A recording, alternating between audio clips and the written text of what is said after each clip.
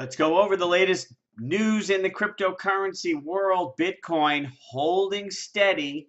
People have been asking me, since I made a video said I think Bitcoin hit bottom when it hit 5,800 for the third time in June. We can see it here. I guess this would be the last bottom. It's been flat. People say, do you still believe that? Until I'm wrong, I believe my prediction. And one of the reasons I like my prediction is because when it was here, I predicted the downturn would be 3 to 6 months, and that's within 6 months. So, why not? New York Stock Exchange is coming, so I remain optimistic that we've seen the bottom in Bitcoin. We will see. XRP, a friend texted me the other day, and it's so funny. Fake news is hilarious. This article here. Over 9 billion wiped off XRP. Value of XRP fell 9 billion on Tuesday. Since Friday, dropped over 30%. Does this give you the sense that XRP was down? Well, the real story is it was up 100% in like a week, right? I mean, if you look at the chart here, this is when the article came out. Should the article be about it being down if this is the day the article comes out? No, it had a huge run up because they have their event starting today, Swell, and they're doing their hype show and people are buying, so the price is up. My belief on Ripple, it's okay. I don't think it's the worst coin out there. I don't think it's a scam coin. But if you like Ripple, I think you should love Stellar, which I do, which I think is better, which is lower priced. And so now I've been saying with Stellar, watch out, because last year on the day of the Swell event, which is today, that's when Stellar had their announcement about their deal with IBM and went up 100%. I'm like, and they really stole the show for Ripple last year. And I was like, maybe they're going to do that again. I've been hopeful. Well, the Ripple event is beginning. Bill Clinton, the arbiter of trust, who will be speaking to talk about trust. It's so funny. At the Swell event, he's getting ready to speak, and I don't know. No announcement from Stellar yet. So Stellar came out with Stellar X platform. I looked at it. I signed up. It looks good.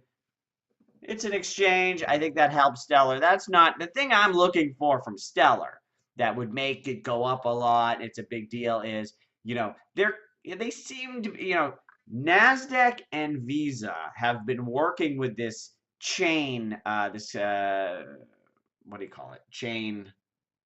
Is it called just Chain? Shoot, I forget the name of the company. They've been working with this company Chain for a long time, so Stellar and Stellar X bought Chain. So technically, Stellar X has been working with Visa and MasterCard because they bought all the developers who were working with Visa and MasterCard Visa and NASDAQ, and now they're all working together. So there's I feel like I see a lot of NASDAQ work in the same area as Stellar. That's sort of the announcement I would love to hear, something that they actually talk about it. Stellar sort of does the opposite of these other, I call them, the shit coins. IOTA is probably the most famous. Where is my friend IOTA on this list here? IOTA is famous for the whole partnerships. When I hear the word partnership, I run the other way. Partnership means I'm trying to convince you to buy my coin and nothing's going on. And I shouldn't say nothing's going on because people are using this term partnership to mean they had a meeting with a company. Sometimes it's literally just they had a meeting and they call it a partnership and everyone buys. But sometimes they actually say, okay, interesting. We'll talk more. We'll look at it. We'll do a test and all that stuff. Stellar doesn't announce when they're just testing. In fact, they tested and worked for a long time before they announce it when it's a real thing. That's what real companies do, is they announce things when it's real and not just testing and playing around. So I was hoping, Stellar clearly is working with a lot of these companies. I was hoping, or am hoping, at some point we hear that it's a more definitive plan. NASDAQ's committed to deploying everything on the Stellar network. Something like that would be exciting. Hasn't come. The Swell event is here. Maybe we don't get anything exciting.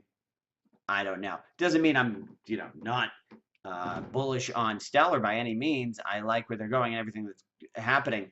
But there's always the excitement of that one big announcement like we had with IBM last year. It's always exciting if we could have another one of those.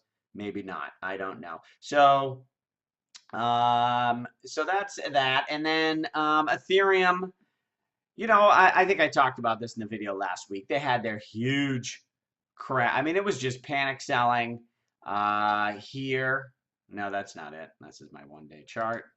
The panic selling bottom, I guess it was here. Doesn't even look that bad over 3 months, but it was, I mean, from here it was at 300 was a pretty strong floor, we would have thought, and it just plummeted down to, as this says 183. I think it went lower than that for a minute. We're not seeing it in the chart.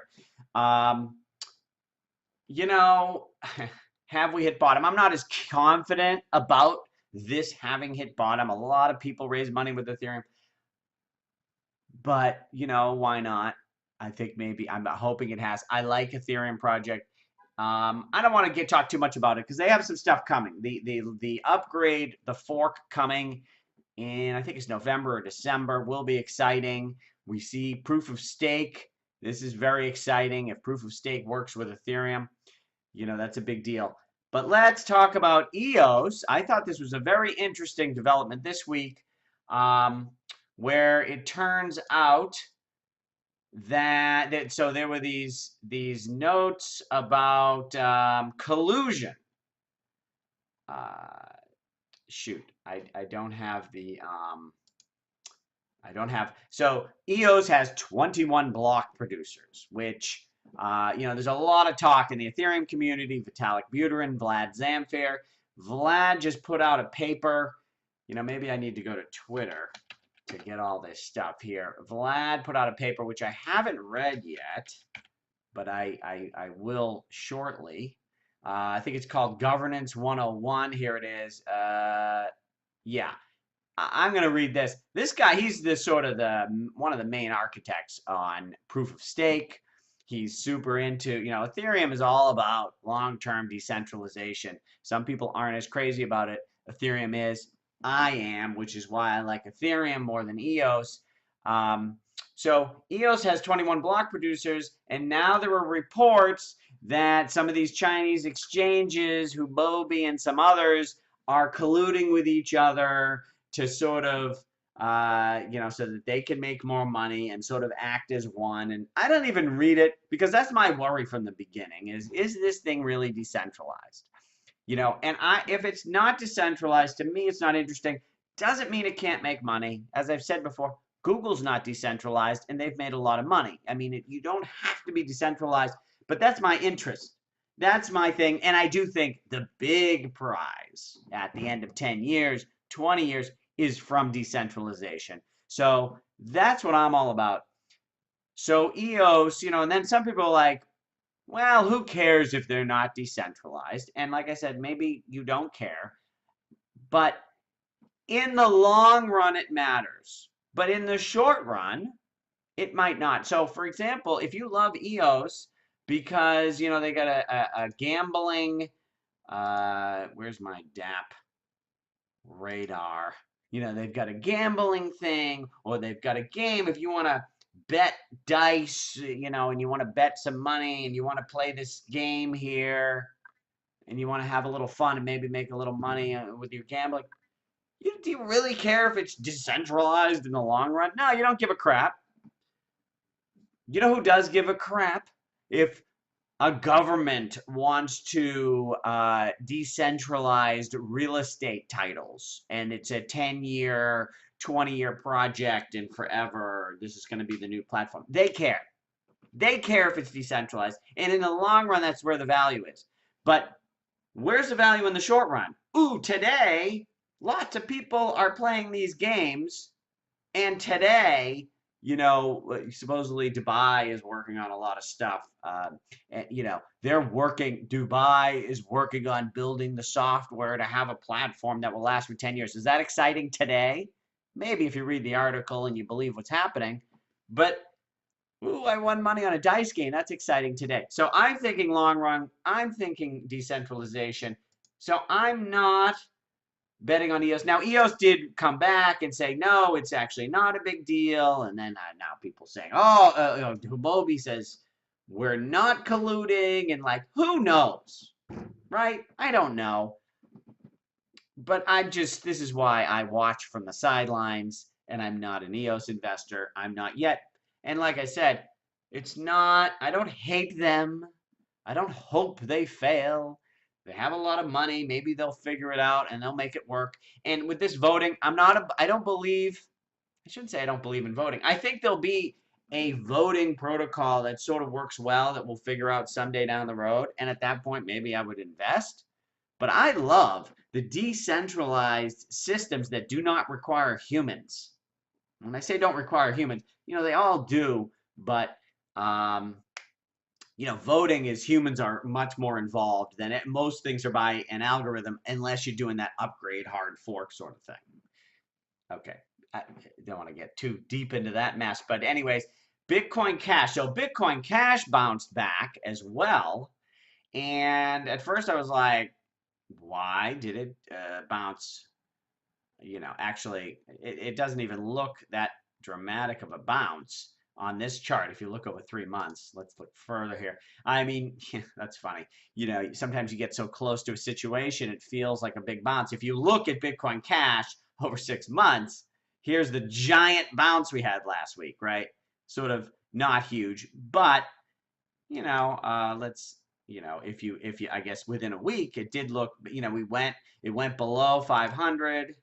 Let's look at it this way. I mean, this looks a little bit, we can see more of the drama. Over 600, falls to 5, bounces, and then falls below that down to 400. Look like we're heading to zero in a hurry. Jumps up. Why did it jump up? I think it's because, so the Bitmain IPO, Bitmain, one of the biggest, most successful miners, their IPO. So Bitmain has been one of the most successful miners. I don't think they are going forward. From what I'm reading, the best mining chips are now coming from multiple other companies, and Bitmain is now far behind. They were far ahead. They now seem to be behind on the technology. Also, they sold, I believe, all of their Bitcoin. It used to be like, well, they sold most of their Bitcoin. Now I think they've sold all of their Bitcoin in order to put it into Bitcoin Cash.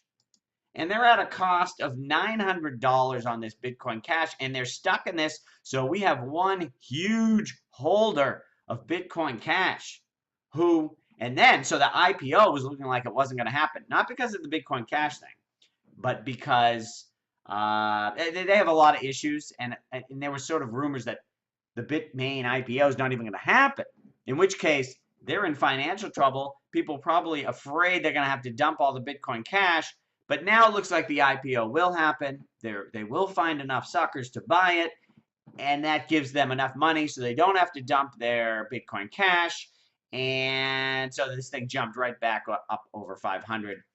I believe for that reason. Or Bitmain thinks the IPO is happening, so they just decided to pump the price. Or they're thinking, well, in order to help the IPO happen, they should pump the price. I don't know. I think it's all related.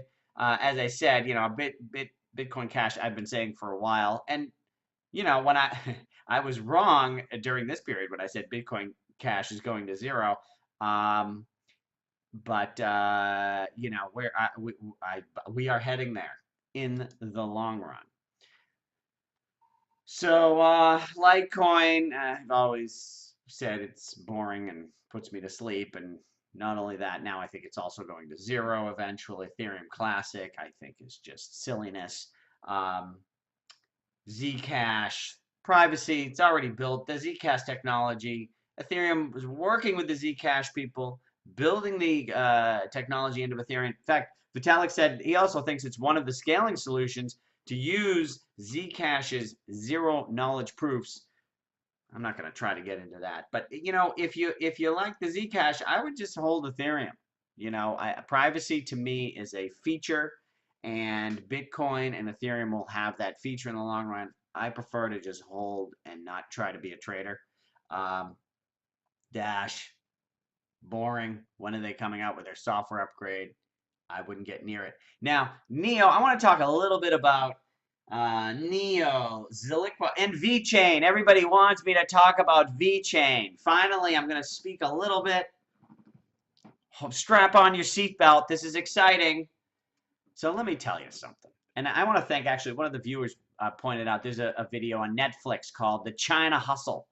It was pretty interesting. Now, I'm not a conspiracy theory guy, right? But in this video, it's not a conspiracy theory. It's just they have just uncovered fraud from China in that these Chinese companies say they have a lot more revenue and a lot more going on than they actually do. And this has been going on in the stock market. It's been uncovered. You know, the conspiracy theory is that, like, all Chinese companies are doing this, or that it's just, you know, controlled by somebody, you know, some grand plan. I don't believe in any of that. But without getting too deep into it, there's a lot of bullshit coming from some companies in China looking to raise money. And I think we see that.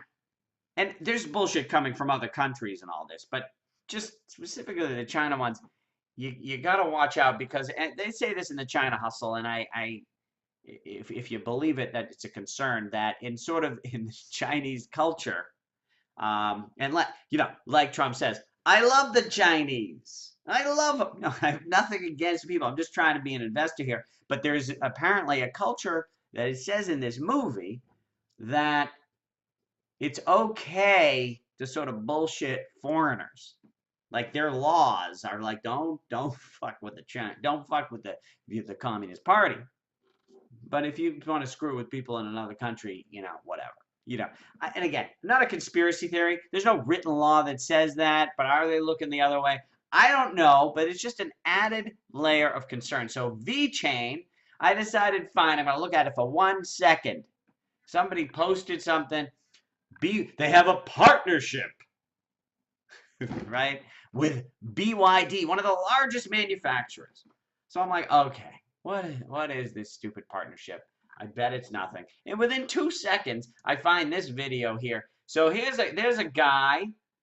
He lives in Hong Kong. Let me just play this for 1 second. But still, I'm not happy that no one of those guys know VeChain, or they know nothing about partnership between VeChain and BYD.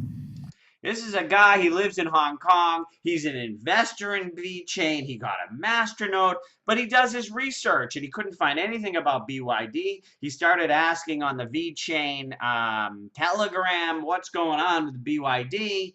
I called them and they didn't know anything. And then he got kicked out of the Vechain, what do you call it? The Vechain Telegram. So then he actually went, that clip you shot, he actually went to the BYD manufacturing plant. They didn't let him in the plant or anything, he said, but he was asking people. Nobody from BYD has heard of Vechain. They don't know about anything in partnership. And listen, this is just, stay away. And even if it is something, do you have to buy every investment that has a chance of being a big deal? Only buy when you're very confident. Everybody wants to know about what's the upside. What's the upside? Well, the question I ask more often is, what's the downside? The downside is that Vechain is a bunch of phony baloney bullshit, and it goes to zero. So that, like, Bitcoin's not bullshit. It's not a scam. And if it's going to zero, it's going to be for some technical reasons, and we'll see it coming, and you can get out with some of your money, right? Same thing with Ethereum. Vechain, it's possible that it is all 100% bullshit. That is my fear. That's why I don't even bother researching it. It's too young. It's too early. And I hear the word partnership too many times. So I stay away. And the first partnership I look into, I find this video looks very convincing. I'll put the link in my description. This guy looks like a real guy. I don't think anyone's paying him to come up with a phony story about Vechain. So be very careful. And there's a lot of this, and then Ziliqua, what the hell is it called?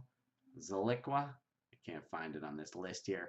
is another one that, like, I haven't researched it at all. Zero. Okay? I don't know anything about it. All I know is every time when this video posts within 5 minutes, I'm going to get all these bot posts about buy Zaliqua airdrop scam related to Zaliqua. Not a good sign, right? It's just, and Neo is a centralized database used so that bullshit companies can raise money. That's what it is. And Da Hongfei, everybody thinks he's wonderful. Listen, and he's a wonderful guy. I'm sure he's a lot of fun. His history is doing meetups and meeting people and raising money. And I'm sure if you meet him, he's fun. He's cool, and I'd love to go to the meetup. But that's what he's not building decentralized systems that are going to change the world. He raises money. And he's raised a lot. And maybe he will continue to raise money. But at the end of the day, you know who's at the top of the pile of money? Not me and you. It's, Da Hongfei and his buddies. I would stay away. I'm happy to see Neo back in the teens. I made a video more than a year ago when it was at 50. It was one of my first videos that, pissed people off. I said, don't buy Neo. It was at 50. People were so mad at me. It was right after the IPO. I had over 100 thumbs down on my video. I was very proud. And I'm glad to see that, my advice has held strong. What else do we want to talk about? BNB, I want to talk about this for a second. I haven't talked much about it. And also, okay, so this other thing, yeah, I gotta point you guys to this because this is important for you traders out there. Think you're fucking geniuses. Listen to me, all of you traders. Put your listening ears. I think it's on the. Wait, was it Unchained? No, I'm sorry. It was the Pompliano. What the hell's his thing called? By the way, this is Unchained. These you want to listen to some. Why don't I skip to this? Binance, CZ of Binance. This was a great episode. This guy's a mover and a shaker. It's really interesting to see what's going on. So Binance, they're taking the route. The bottom line is what's going on is regulations in the U.S. are so intense, but there's a shitload of money in the U.S. And by intense, I don't mean necessarily good. I mean, I understand the intent of regulations and we're trying to save the world and kill terrorists and everything, but it's just, I think the problem in the U.S. is there's like 18 agencies, probably 18 federal agencies, and then you got different jurisdictions in every state that you have to deal with. It's just a huge, complex, expensive thing to navigate. So some companies, you've got Coinbase and Gemini, they're like, okay, we're going to get all that U.S. money by trying to deal with the U.S. regulators. And then you have organizations like Binance, and Binance might be the leader, which is saying, okay, we're just going to focus on the rest of the world. And, I would listen to this because it's sort of, there's sort of this impression that we have in the U.S. is that if you are not paying attention to U.S. regulations, you're a criminal. His point of view is it's just impossible. We're just trying to help the customer here. And I think it's interesting to listen to. It'll be fun to see what happens in the long run. And he's trying to do more. His BNB token is, it's a utility token for the platform. And now he wants to make a decentralized exchange where the token's going to be used for the fees. And I don't know. I wouldn't buy it myself. I don't know the story. And plus, I don't trust. I think CZ is a great entrepreneur. I think that these companies he's building, unless some governments, literally put him in jail, I think he's going to build a lot of amazing things. Will I make a lot of money? I don't know. But, I could be wrong. Like with Amazon, I was like, well, Bezos says he's giving everything to the customer and there's no profits. Why would I buy the stock? Well, I was wrong. Should have bought the stock, right? And maybe that's the case with BNB in the long run. I don't know, but I don't have to invest in everything. I'm not, but I think it's a very exciting company to watch. They're doing a lot in this, and he's smart. So I would listen to that. But what I was going to talk about, oh boy, I don't remember. let's just pump Elano podcast. I hope this comes up. Off the chain, yes. And here it is. Now, this is in iTunes. They do have this for you non-Apple people like me. I did find it. There are links. You can get these in non-Apple. Travis Kling, listen to this episode. If you think you're a trader, and I don't care if you got a few people working for you, you got a lot of big monitors, you're competing against big time, high frequency traders who are sucking your money away. Like, listen to this. If you listen to this Travis Kling episode and you're a trader and you're not scared shitless, I don't know. Tell me, okay? Be careful if you think you can trade this market. Just like what I do, these high frequency trade manipulator bullshit things, they don't hurt me because I'm just holding. And I want the price to be up in 5 years. They're not manipulating that. They're manipulating the daily, the weekly, monthly, painting the tape, all this stuff. Listen to that. Be careful. What else? Dogecoin. I just want to mention because I listened to the founder of Dogecoin for a minute. It's interesting because actually he's going to this event. I'm going to this Crypto Springs in 2 days. If anybody's going, hit me up. And so Dogecoin was created as a joke. This guy's pretty good with technology. He's like, oh, we'll create a fork. We'll call it Doge, which is, that dog meme. And I don't even know, but it was something popular. And people bought it. And then, and as this guy says, he keeps the Dogecoin alive. Like, why keep it alive? He created it as a joke. It's still out there. They're not developing lots of technology. They're not trying to do anything with it. It's just a joke. He keeps it alive because it's a good monitor to see what's happening with the dumb money, right? Because only dumb money would invest in a joke. And look what just happened. Dumb money is alive and well. I don't know. Maybe there's my guess is it's something that got listed on Robinhood, and there's probably some of these traders who suck the money from the dumb retail people, creating some sort of manipulation game here in order to suck money from the dumb money. The smart trader money is sucking the money. So that's what I think is happening here with Doge. But, it's funny, after this long downturn in the market, dumb money is still alive.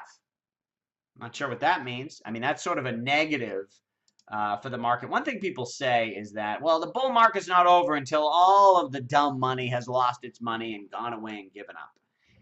I think that's usually what's happened in the traditional markets. I'm not sure that. I think it's not about that. It's